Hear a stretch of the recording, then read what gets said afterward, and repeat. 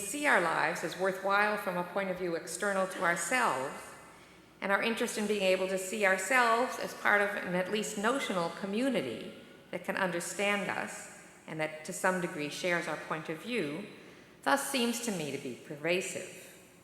By engaging in projects of independent value, by protecting, preserving, creating, realizing value whose source comes from outside of ourselves, one satisfies these interests.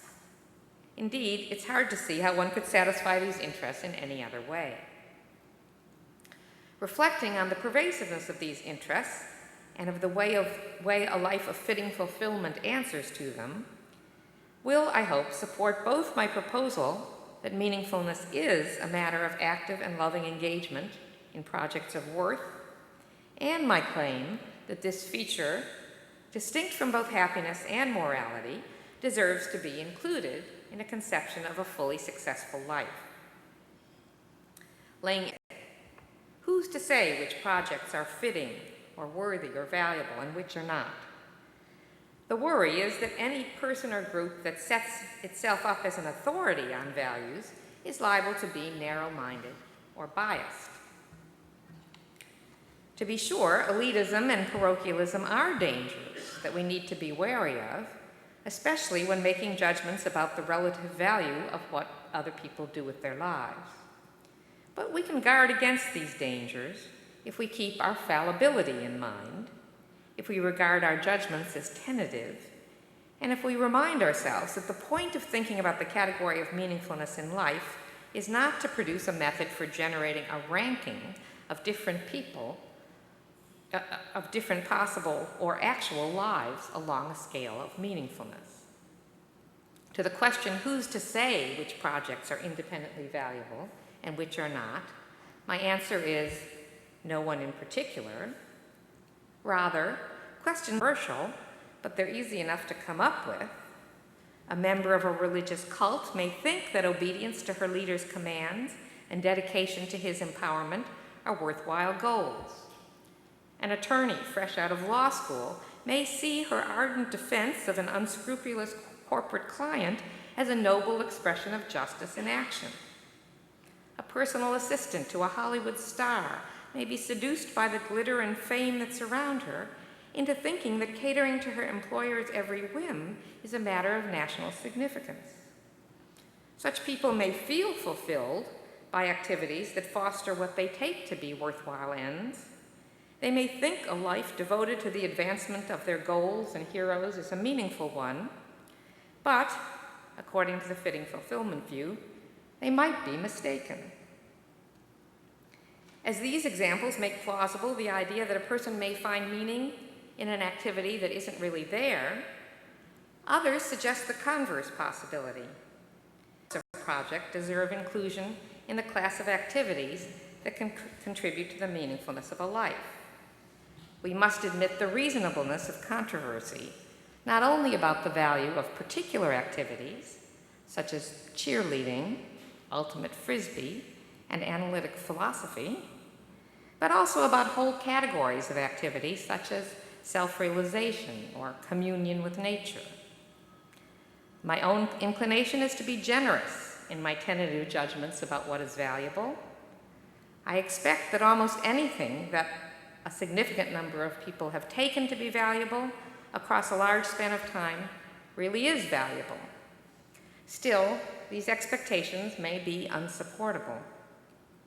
A quick glance at the Guinness Book of Records or at a list of internet chat rooms will remind one that people, indeed large numbers of people, do the darndest things.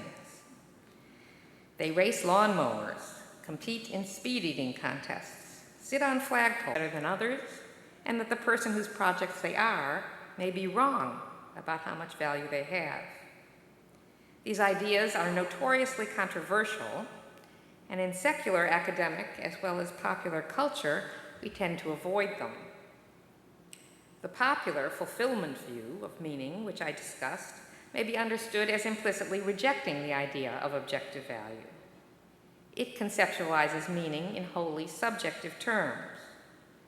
The equally popular view that identifies meaning with involvement with something larger than oneself is not really subjective, but by shying away from any reference to objective value, it deprives itself of the resources that would allow us to answer the challenge, what has size got to do with anything? Or to explain why caring for an infant, presumably smaller than oneself, can be meaningful, and being a groupie for a rock band might not be. Perhaps. Right, so thank you for allowing me to say that, Dr. Wolf.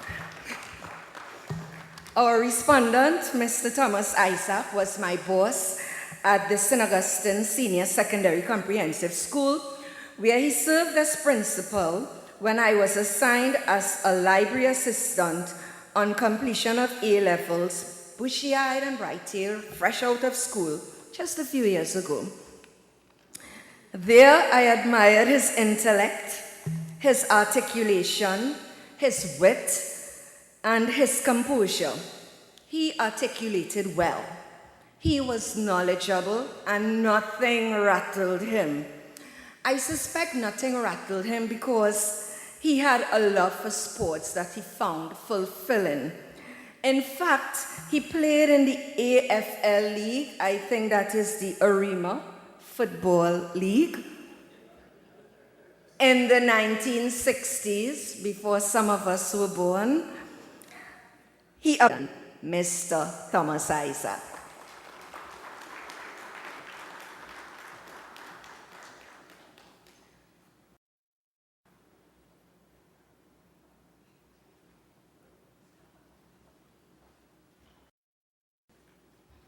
Right. Ladies and gentlemen, please don't believe anything she said. You notice at the head table, I'm the only one not wearing glasses. So it means that I'm not really any reader that she's talking about. But for those who have been coming to the lectures year after year, as she mentioned, you would have seen me in another capacity. You would have seen me as chairperson, a position that Professor Simmons keeps imposing on me and which I perform very falteringly and nervously, but a function that Dr. Andrews is doing so effortlessly and so impressively. Disinterestedly from personal passion and commitment. The individual must ensure that the objects of his passionate commitment are worthy in themselves and allows him to reach out beyond the self to something larger than the self. Will's reasons of love are what underlie such actions as visiting a friend, celebrating a birthday, playing the cello, choices that are non-personal, she insists, unmotivated either by a sense of moral responsibility for another or the pursuit of pleasure for the agent. These commitments are oriented to objects outside of and larger than the self, objects worthy of love, the pursuit of which gives the individual a sense of meaningfulness in life and a motivation to carry on. One feels fulfilled, satisfied that life is worth living, in a realm of experience beyond the pleasure principle or the burdensome discharge of duty. The topic of meaningfulness, however, has been exhausted by mid-20th century existentialists on the one hand, while on the other it has been banished by analytical philosophers concerned to extract meaning from linguistic utterances and not the varied fabric of experience or the qualia of human existence. Wittgenstein's dismissal of discourses on value to the realm of silence in the Tractatus Logico-Philosophicus, what we cannot speak about we must pass over in silence, has devalued and dismissed the relevance of such philosophical musings. Woolf herself is not entirely outside the Wittgensteinian tradition of discourse, as an analytic, ordinary language philosopher herself, fully aware of the limits of such discursive formations as ethical and motivational theory, and the radical distortions they bring to issues of human existence and objective reality. Yet in spite of that worth, I am not sure as well that one can isolate a third dimension to the good life, where meaningfulness can be discerned as a unique and separate category of value. Within the second dimension, which Wolff refers to as the moral sphere, actions are often oriented to objects outside of and larger than the self.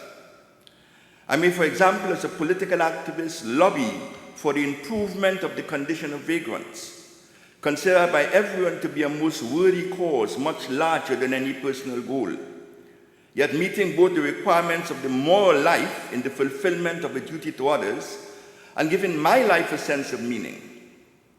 Here, Wolff may not disagree with my contention that this conceivably larger than an outside the self attempt to rescue another human being is still within the moral sphere, fulfilling the imperative of duty. But she would contend, what about playing a game of golf or performing a violin concerto at Queen's Hall or Carnegie Hall, thereby negating the need for an autonomous domain reserved for meaningfulness alone? Wolff's dictum that in the experience of meaningfulness, subjective attraction meets objective attractiveness attempts to locate meaning outside of the self, where traditionally it has always been sought. Yet when we examine the notion of objective attractiveness, we cannot help but feel that we are caught in what is called in contemporary logic a tautological muddle, since the attractiveness of the object can only be interpreted as a veritable projection of the subject's attraction, an aesthetic quality that is traceable to patterns of neuronal activity in the frontal lobe and positive sensations of pleasure and well-being in the beholding. Beauty, we are told, is in the eye of the beholder, and so is meaningfulness as a category of human experience. Wolff, like every other contemporary Western philosopher, has abandoned God is dead or figures as a Deus absconditus.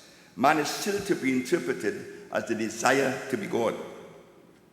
Yet even here, in the religious consciousness, meaning is not guaranteed. In the Hebrew Bible, the book of Ecclesiastes bemoans the vanity of human existence, that is, the meaninglessness and absurdity of life, given in the experience of universal mortality. The only escape for the author is in a surrender to an ethics of hedonism. Eat, drink, and be merry, for tomorrow we die.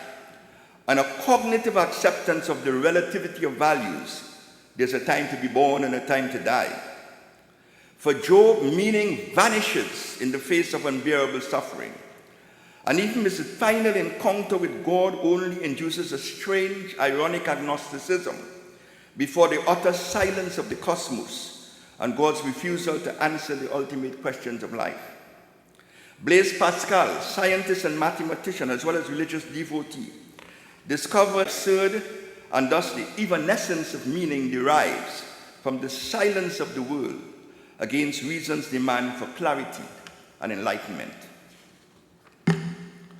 Wolff's writings are indeed a courageous and noble attempt to return to the issue of meaning, or at least meaningfulness, within the phenomenology of a contemporary consciousness. She finds a novel ontological domain beyond good and evil in which meaning can be located. In the region of the aesthetics, in sports and fun events, in objects that are worthy of love, possessing objective attractiveness. My paper attempts to problematize the claim that such a domain exists at all. But even if we grant her approval, it is still not certain that we can encounter here, what we encounter here is indeed meaningful in the least. For most sporting events, what supplies one with an undeniable sense of well-being and euphoria, there's a pervasive frivolity and futility of effort that seem to eradicate